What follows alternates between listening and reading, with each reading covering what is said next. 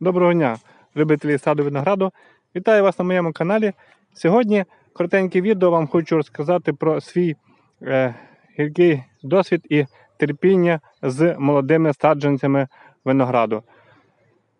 Поділюся своїм таким баченням, можливо, це комусь буде в нагоді, можливо, хтось вже стикався, можливо, хтось буде стикатися, можливо, комусь це пригодиться.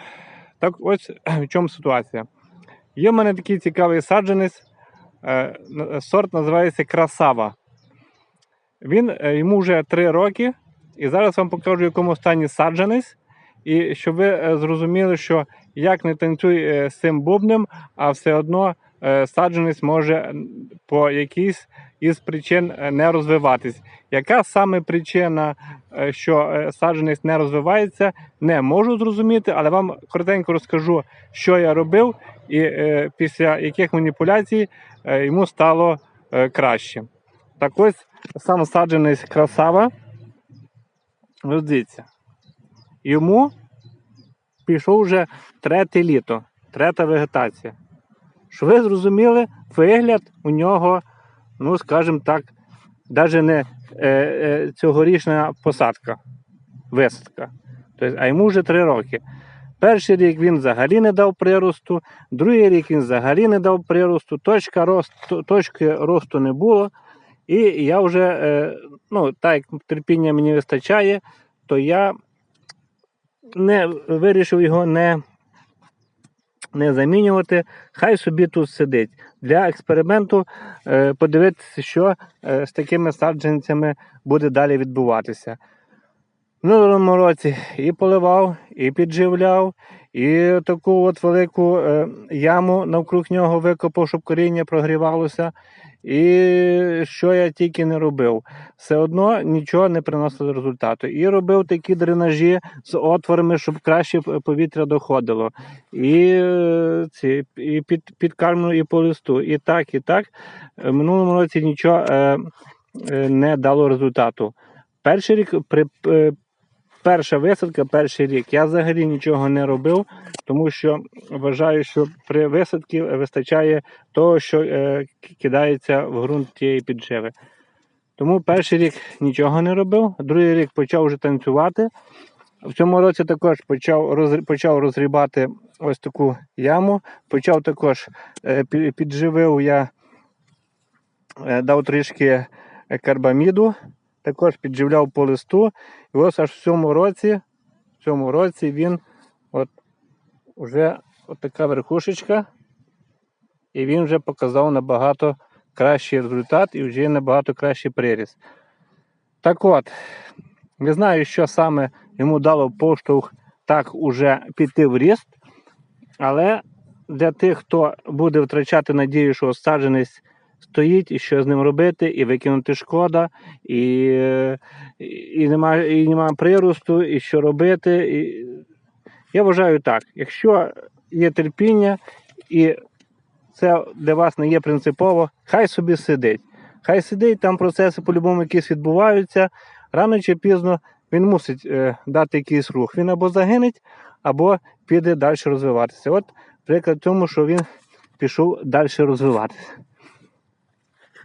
А ще є в мене такі цікаві, теж унікальні випадки, що взагалі саджанець в тому році приріст був маленький.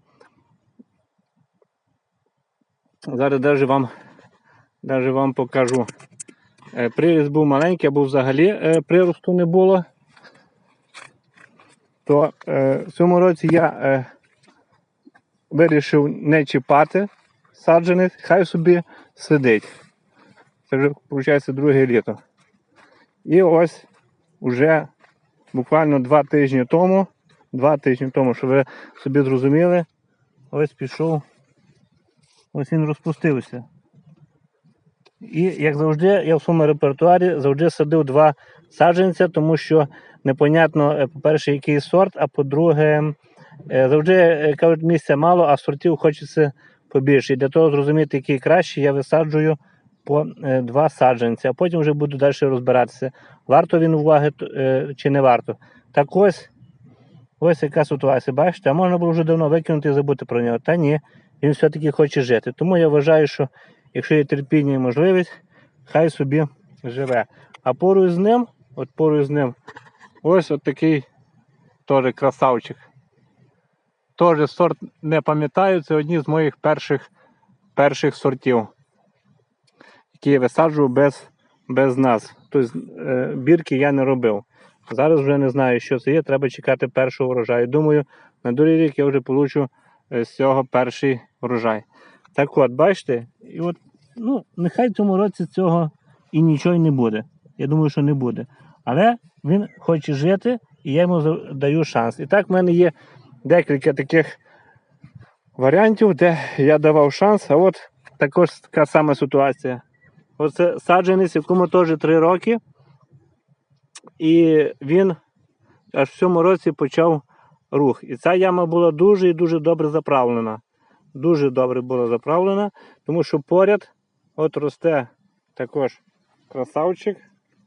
Теж 2 кущика в одному місці. І тут набагато гарний приріст і загнута верхушка. Тобто проблем немає. А це оце сорт. Це вже я точно знаю, що це Юпітер, бо в мене збереглася назва. От такий в мене в цьому році Юпітер. Звісно, ніяких сигналок не пахне, можливо, до осені щось і буде, якщо йому тут буде подобатися. Якщо ні, то прийдеться десь шукати саджанці чи лозу Юпітера. А ось яка ситуація з тим Юпітером, який я вам показував недавно у відео. Йому геть зле. Тому я прийняв рішення, не знаю наскільки це правильно. Мені дуже цікаво. Ось, я недавно вам показував, ось цей Юпітер. Йому стає геть зле. І він щось так тут тримається не дуже. І я вирішив його від цьому зараз викопати. Не знаю наскільки це буде правильний вибір, але викопати треба, бо тут і так 2 куща.